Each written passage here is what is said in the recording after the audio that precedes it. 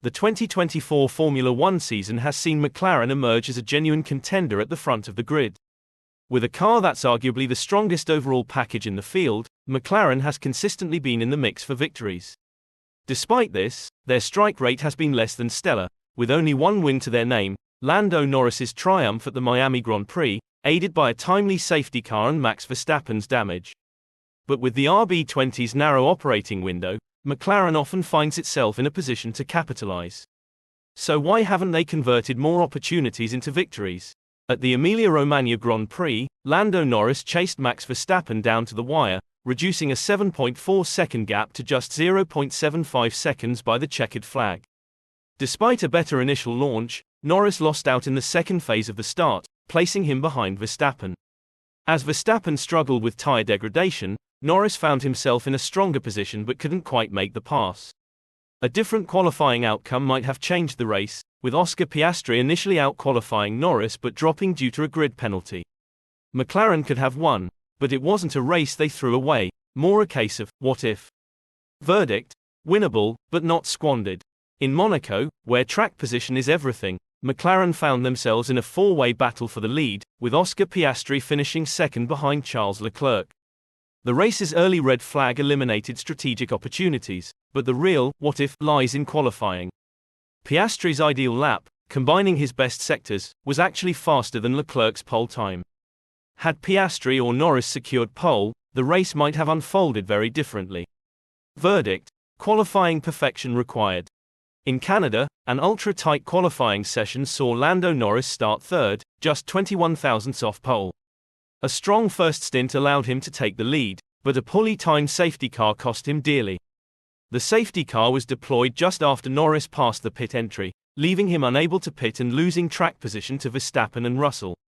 McLaren later admitted they should have instructed Norris to pit, a mistake that likely cost them the win. Verdict: bad call, victory likely lost. Norris was on pole for the Spanish Grand Prix, but the race was decided at the start. Despite shoving Verstappen towards the grass, Norris couldn't keep him behind and had to back out to avoid being sandwiched. McLaren stuck with their original strategy, which allowed rivals to undercut them. Norris managed to close the gap in the final stint, but the lost time early in the race proved too costly. Verdict: winnable, but not clear-cut. The Austrian Grand Prix was a strange one for McLaren. Despite taking the lead in the sprint race, Norris lost it due to an amateur mistake in defense. Verstappen was dominant in qualifying and held a comfortable lead in the race until a slow pit stop brought Norris close. The final stint turned into a dogfight, but contact between the two drivers ended McLaren's chances. With a 5-second penalty for track limits offences, even a clean pass might not have secured the win. Verdict: a missed opportunity for Norris. Silverstone was the race McLaren should have won. Running first and second, they botched the strategy calls, first by failing to double-stack the pit stops, costing Piastri our potential win, and then by choosing the wrong tyres for Norris in the final stint. The decision to go with soft tyres, instead of mediums, allowed both Hamilton and Verstappen to pass, leaving Norris in third. This was McLaren's clearest case of throwing away a victory. Verdict: strategic blunders cost victory. McLaren could have won all of these races, but it's only at Silverstone that they truly threw away a guaranteed victory. Strategically, the team needs to sharpen up to maximize their car's potential. The failure to pit Norris in Canada when the safety car was deployed is another clear example. Even more concerning is that McLaren hasn't converted any of the races we've identified as winnable. Both the team and the drivers need to learn from these experiences.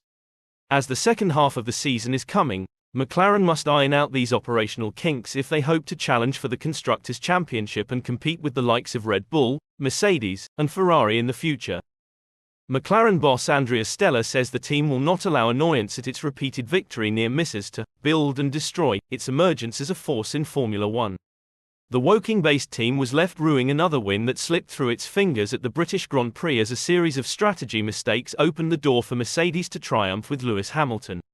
A reluctance to double-stack Oscar Piastri during a critical switch to intermediate tyres early on effectively put the Australian out of victory contention. Then, as the track dried in the closing stages, a slow tyre change after Lando Norris stopped long, allied to the suboptimal choice of the soft compound when it had a new medium, compromised its chances. and saw the Briton finish not only behind Hamilton but also title rival Max Verstappen. Norris said after the race that he hated this run of McLaren missing these golden opportunities to win and having excuses for not doing a good enough job. While the situation is not an easy one for the team to deal with after a run of close calls on wins, Stella thinks it important the team does not get obsessed by the negatives. Otherwise, he thinks that there would be a risk of a build and destroy situation where the team negates the steps forward it is making by thinking only of its failings. The near misses are, first of all, a point of view of good news, right? Said Stella, when asked about the mindset after the British GP. We didn't have these kinds of near misses until 12 months ago, so first of all, we need to look at the positives. We need to look at the fact that the team is in condition to be frustrated because we are P3 on the podium with the other driver P4. And once again, the team scored most points, right? So, if we don't start from the positives, from the building side, we're going to be the ones that build and destroy, and we'll stay always at the same level. So, this is the responsibility for everyone. Stella thinks it essential that McLaren uses the ongoing disappointments as a means to take on board lessons to make itself stronger in the future, rather than waste time thinking about what might have been. While Lando and Oscar don't have responsibility in some of the missed opportunities, we all, drivers included, have the responsibility to keep building, he said. And when you have days in which we have a missed opportunity, it is the best opportunity to keep building. We are racing against teams that have won championships and they are pretty stable in terms of the people that are there. Like they're even familiar with this kind of racing at the top in changeable conditions and so on. From this point of view, we are I think more of an under construction site. And we take these near misses. The frustration will go very rapidly. But the opportunity will come soon. So, we need to be ready. Having analysed these key races, it's clear that McLaren has had multiple chances to win but fell short due to a combination of strategic errors and executional flaws.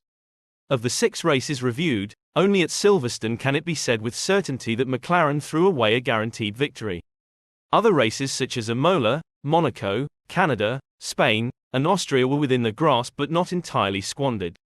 Lessons learned. Strategy execution. The need for swift and decisive pit calls is evident, particularly under safety car conditions. Qualifying performance. Securing pole positions where possible can make the difference in races like Monaco.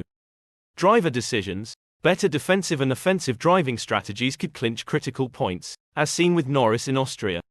Moving forward, for the remainder of the 2024 season and into 2025, McLaren must learn from these experiences to sharpen their race operations. Winning a Constructors' Championship is still possible, especially if Red Bull's Sergio Perez's poor form continues. The team's goal should now be to eliminate these miscues to go toe-to-toe with the heavyweights like Red Bull, Mercedes, and Ferrari. These lapses are part and parcel of a team's growth trajectory in the high-stakes world of Formula One. As McLaren refines its strategy and execution, it stands poised to convert near misses into regular podium finishes and victories, recapturing the glory of its illustrious past. McLaren's journey this season has been one of immense potential coupled with missed opportunities. The team now possesses a car capable of fighting for wins at most circuits, but they must fine-tune their operations and decision-making to ensure they capitalize on these chances.